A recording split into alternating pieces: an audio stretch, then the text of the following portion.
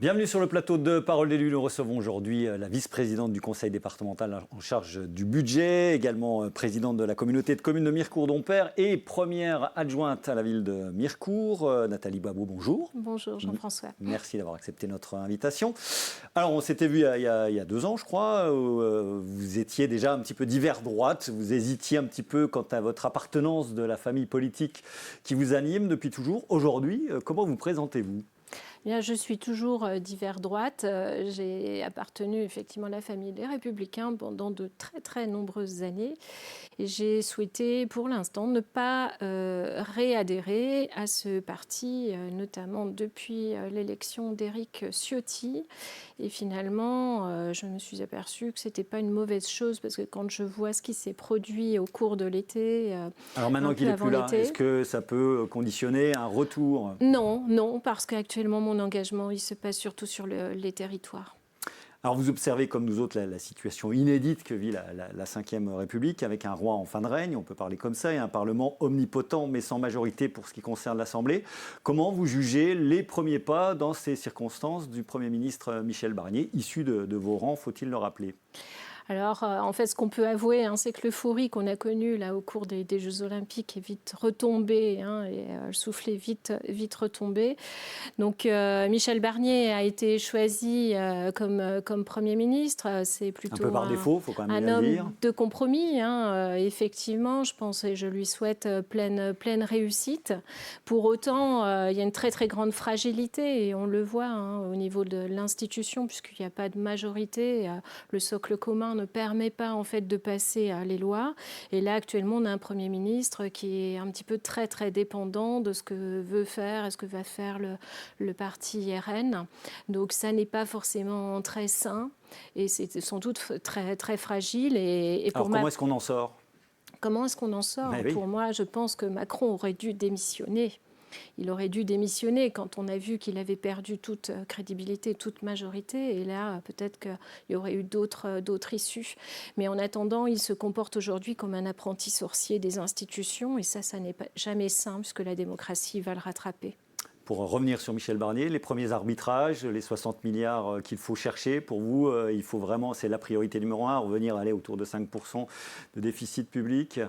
Alors on savait que le quoi qu'il en coûte allait s'arrêter et que l'État français n'était pas dans une bonne posture et qu'il y avait des mesures à faire, c'est certain. Après de là, est-ce qu'il faut aller prendre toutes ces mesures auprès des collectivités territoriales ? On va en parler bien sûr dans un instant. Ce n'est pas évident.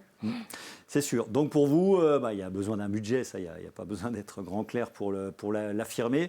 On va vers un 49.3. Dès 49.3, c'est évidemment le scénario le plus plausible.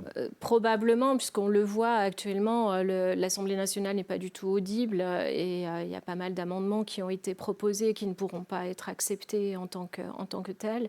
Et actuellement, on parle beaucoup sur les recettes. Il y a beaucoup de mesures qui sont appliquées sur les recettes et peut-être pas suffisamment de baisse sur les dépenses publiques. Ça vous donne envie d'être parlementaire un jour, ce que vous voyez aujourd'hui, ou pas du tout ? Pas vraiment.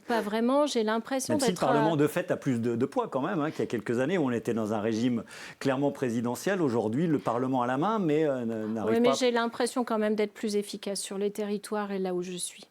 Alors, 2 questions flash. Est-ce que vous êtes pour ou contre les 3 jours de carence dans la fonction publique ? C'est un des sujets de la semaine dernière.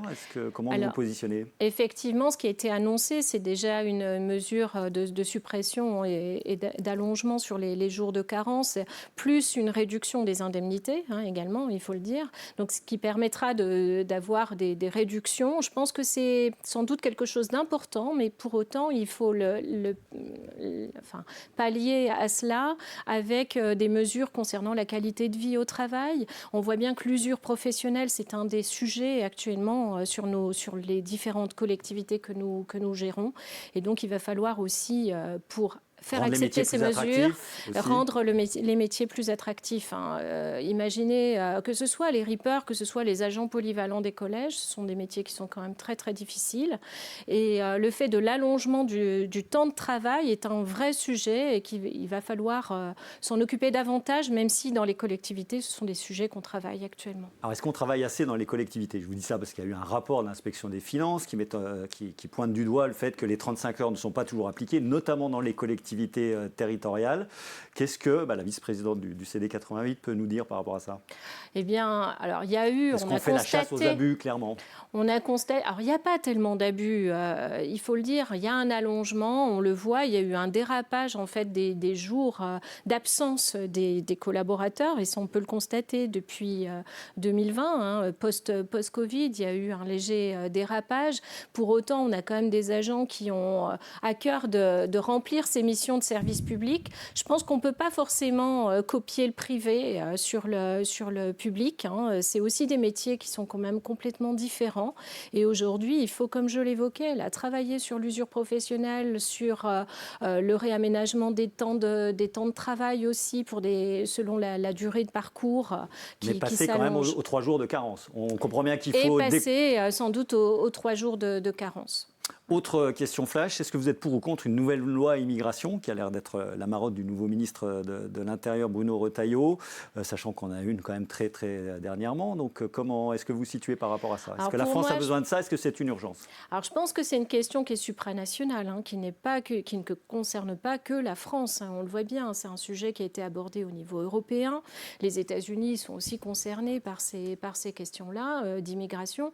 Il faut bien sûr réguler certains flux, puisque c'est sans doute une des difficultés qu'on avait, c'est qu'on ne pouvait plus régler des situations. Et pour le département des Vosges, par exemple, la situation des mineurs non accompagnés, avec une inflation qu'on connaissait actuellement, c'est un sujet important qui impacte aussi le budget des collectivités. Et ça passe par des accords avec les États dont sont originaires tous ces jeunes, évidemment. Tout à fait, ce qui s'est passé la semaine dernière avec le déplacement au Maroc. Exactement. Alors l'effort national, on va revenir aux questions budgétaires. Pour résorber le déficit, va se déporter sur certaines collectivités. L'État a décrété qu'il y en avait 450 qui seraient mises à contribution, dont la CAE et le CD 88. Donc Michel Henrich, le président de la communauté d'agglomération d'Épinal, a été sur notre antenne et ailleurs clair. Il a parlé de situations ubuesques et révoltantes. De votre côté, le président Vanson et vous-même avez fait un petit point rapide la semaine dernière. Vous êtes clairement sur l'idée, oui, on va faire un effort, mais on va regarder ce qui se passe quand même ailleurs. C'est un peu ça l'idée. Alors, tout d'abord, ce qu'il faut bien comprendre, que ce dérapage, ça n'était pas la volonté des collectivités. On a vu quand même une baisse des recettes qui s'est appliquée aux collectivités avec une augmentation des dépenses. Lesquelles augmentations ont été souhaitées par l'État. On pense aux revalorisations du Ségur, on pense aux augmentations de points d'indice, également à l'inflation qu'on a connue, nous, sur certains budgets, enfance et famille, dans la situation du département. Donc c'est ce qu'on appelle l'effet ciseau, moins de recettes, plus de dépenses. Cet effet ciseau, mais nous n'avons pas été responsables de cela. Aujourd'hui, on nous demande d'alimenter un fonds de réserve qui va représenter les 2% de recettes. Ouais, ce qu'il faut bien expliquer à nos téléspectateurs, ce n'est pas seulement des économies qu'on vous demande de faire, mais c'est abonder un fonds, c'est-à-dire que les collectivités en question vont devoir payer à l'État et mettre au chaud de l'argent. C'est ça. Et donc, il représente 9 millions d'euros pour le département, auxquels vont s'ajouter des mesures concernant le FCTVA, concernant également le gel de la TVA. C'est donc à peu près 12 millions d'euros qui vont impacter directement le département. Plus 8 millions supplémentaires encore. Pour réussir en fait cet exercice, il va sans doute falloir abandonner certaines politiques, d'autant que ces mesures-là, elles risquent de s'inscrire dans le temps. Donc on a une collectivité au département qui était plutôt bien gérée, nous avons toujours anticipé les mesures, mais notre épargne, elle va être affectée par ces mesures-là. On ne souhaite pas endetter davantage encore le département, et donc il va y avoir un certain nombre d'actions qu'il va falloir débloquer débattre là sous quelques jours, avant le vote du budget. Oui, parce qu'on va rentrer dans le débat d'orientation budgétaire. Détricoter, en fait, par rapport au plan Vosges. Alors, ce sera démocratique, vous l'avez dit, les élus devront déterminer les pistes, mais globalement, où sont les marges de manœuvre ? Elles sont relativement restreintes, on va rappeler, puisque toutes les charges sociales sont imposées par la loi, donc c'est quasiment la moitié de votre budget. C'est dans les dépenses volontaires qu'il va falloir aller chercher. Alors, on voit que les efforts, elles pourraient toucher, les 12 millions que j'évoquais, on pourrait toucher l'attractivité des territoires avec tout le plan économie, agriculture, et pour autant, ce sont des domaines d'activité qui ont besoin aussi d'être soutenus. Ça peut être aussi dans d'autres actions auprès de l'aide aux collectivités, puisqu'on aide un certain nombre de collectivités, que ce soit des communes ou des communautés de communes, et donc ce sont des mesures qu'on va et l'aide aux entreprises aussi, qui pour le coup n'est pas du tout une compétence obligatoire. Tout à fait. Et là, on sait que la marge de manœuvre, elle est peut-être là aussi. Elle va être très très faible, mais on va devoir toucher ces accompagnements-là. Est-ce qu'on peut adoucir la note ? Est-ce qu'en d'autres termes, il y a du lobbying fait par les représentants des conseils départementaux de toute la France pour essayer d'adoucir la note auprès de Matignon ? Alors, il y a du lobbying qui existe, et aujourd'hui, moi, je pense aussi qu'il y a certaines mesures, parce qu'on peut craindre que les départements investissent moins, les collectivités investissent moins, que la commande publique va baisser et qu'on va être dans un système de décroissance aussi par rapport à l'État. Pour les collectivités, je pense qu'il faudrait surtout décomplexifier un certain nombre de mesures et peut-être aussi alléger les finances de l'État par des agences. On a vu fleurir pléthore d'agences d'État qui venaient complexifier un certain nombre de dispositifs. Et on pourrait aussi rendre moins dépendante et avoir un système moins d'assistanat pour les collectivités. Aujourd'hui, on nous a servi un taux de TVA à la place d'un impôt qu'on pouvait jusqu'à présent gérer et qu'on a toujours su gérer. Voilà donc quelques pistes. Au niveau de l'intercommunalité, la communauté de communes dont vous êtes la présidente regroupe 76 communes. Les investissements principaux sont au niveau des équipements sportifs, avec Dompère notamment qui va être bientôt doté d'un nouveau stade et d'un nouveau gymnase, c'est bien ça ? Oui, alors si vous voulez, le gymnase existe. On va reprendre sous le giron de la communauté de communes le fonctionnement de ce gymnase. Là, c'est en pourparlers actuellement pour une reprise courant septembre 2025.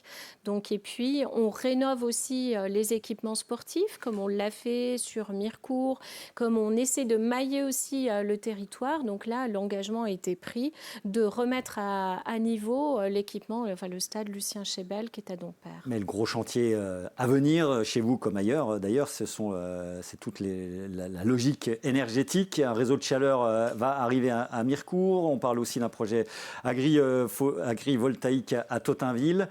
Il faut vraiment révolutionner un petit peu tout ce qu'on peut mettre à disposition des collectivités en termes énergétiques. Tout à fait. Et pour l'instant, ce qu'on est en train d'élaborer, c'est surtout un projet d'autoconsommation au niveau de l'intercommunalité, où on va construire un parc à peu près sur 1300 mètres carrés qui va pouvoir nous fournir à peu près 90% de nos consommations d'énergie. Et donc, ce qui nous permettra de réduire notre facture énergétique de 20% en euros. Donc, ça veut dire qu'il faudra vous-même aller chercher les clients, c'est ça l'idée ? Non, c'est de l'autoconsommation collective sur l'ensemble de nos équipements sportifs, de nos équipements sous gestion. Donc, seront raccordés la piscine, également l'ensemble des autres équipements, les bâtiments intercommunaux, donc de manière à créer une boucle d'autoconsommation. Donc ça, c'est un projet qu'on est en train de poursuivre pour en fait une mise en application, une ouverture en fait début 2025. On va parler d'éolien quand même, bien évidemment. Vous savez que c'est un des sujets les plus polémiques du moment, les plus clivants ici comme ailleurs. Le secteur de Dompère est particulièrement impacté. Il y a déjà beaucoup d'éoliennes qui ont fleuri. On doit aller au-delà, a priori. Où est-ce qu'on en est ? Quels sont les projets, rapidement ? Sachant que vous travaillez au sein de la CEMT-RNR avec la communauté d'agglomération d'Épinal. Oui, et avec la communauté d'agglomération, surtout, on est intégré au sein du SCOT des Vosges centrales, dans lequel on a pu travailler un plan climat et chaque collectivité, chacune des deux collectivités ont adopté ce plan climat. On vient de refaire le bilan mi-parcours du plan climat. Donc on voit qu'au niveau des énergies renouvelables, on est plutôt pas mal. Plutôt pas même mal en avance situé, par rapport au prévisionnel. Ouais. tout à fait, et que par contre, on a des efforts à faire pour réduire encore nos consommations d'énergie. Donc ça, c'est le premier volet, réduire la consommation, mais il va falloir produire plus. Donc est-ce qu'on verra plus d'éoliennes dans le paysage? Écoutez, je ne pense pas qu'on en voit davantage dans les mois à venir. Donc il y a déjà ce projet existant avec les 18 mâts à Dompère. Il y a quelques études qui se poursuivent. Vous avez cité tout à l'heure l'agrivoltaïsme à Tottinville. Hein, c'est quand même un projet sur 50 hectares. Donc je pense qu'on aura une bonne couverture sur nos territoires si ce projet venait à pouvoir aboutir. Allez, la dernière minute sur le dernier échelon communal. Pour le coup, il y a la réouverture de la ligne 14 fin 2027. Ça va être très très important pour une commune comme vous qui perd des habitants. On va rappeler que vous êtes la première adjointe. Un tout petit mot là-dessus. C'est une situation importante pour Mirecourt. Non seulement on va être desservi par le train et la ligne 14 qui doit réouvrir le 12 décembre 27. Hein, voilà le calendrier que s'est fixé la région. Et pour nous, c'est d'autant plus important qu'on aura le centre de maintenance avec 60 emplois à la clé qui vont être basés à Mirecourt. Certains emplois sont déjà sur place d'ailleurs? Ils sont déjà sur place. Il y a 13 personnes de la société NGE qui travaillent là actuellement activement pour sécuriser le foncier, pour déposer le dossier d'aménagement foncier au niveau de la réouverture de la ligne. Allez, toute dernière question. Les municipales en 2026. Évidemment, Yves Séjourné, il se murmure qu'il ne se représentera pas. Le maire actuel, vous êtes la première adjointe, vous me voyez venir. Est-ce que Nathalie Boisbeau est clairement candidate à être la calife à la place du calife? Alors, je pense que c'est peut-être un peu tôt encore pour l'annoncer. On a encore quelques mois devant nous. Déjà, le mandat n'est pas terminé. Il y a pas mal de travaux à prévoir. Mais ce que je vous suggérerais, c'est de m'inviter dans 6 mois. Et là, je pourrais vous faire des annonces peut-être sans doute plus officielles. Mais en tout cas, on est prêt pour défendre le territoire. Il y a des vrais projets sur ce territoire et des projets qui peuvent être gagnants-gagnants. Nathalie Boisbeau, vice-présidente du conseil départemental, présidente de la communauté de communes de Mirecourt-Dompère et première adjointe à la ville de Mirecourt, était notre invitée. Merci beaucoup d'avoir accepté notre invitation.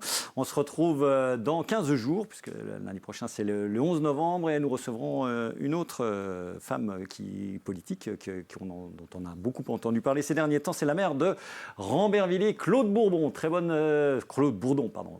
semaine à toutes et à tous dans 15 jours.